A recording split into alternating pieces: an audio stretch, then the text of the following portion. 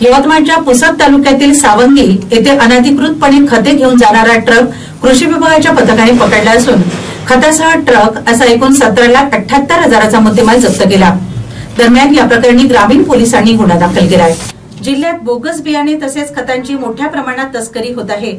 अशातच यवतमाळच्या पुसद तालुक्यातील सावंगी येथे अनधिकृतपणे खते असलेला ट्रक कृषी विभागाच्या पथकाने ताब्यात घेतला।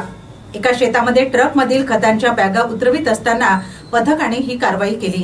यामध्ये 2,78,000 रुपये किमतीच्या खतांच्या बॅग तसेच 15 लाख रुपये किमतीचा ट्रक असा एकूण 17,78,000 रुपये किमतीचा मुद्देमाल जप्त करण्यात आला। खरीप हंगामाला सुरुवात झाली आहे, त्यामुळे जिल्ह्यात बोगस खते आणि बियाणे दाखल होऊ शकते। त्यामुळे कृषी विभागाने भरारी पथकाची नेमणूक केली आहे। अशातच सावंगी येथे एका शेतामध्ये अनधिकृतपणे खताचा साठवणूक करून ठेवत आहे। या माहितीवरून कृषी विभागाने धाडसत्र राबवून ही कारवाई केली।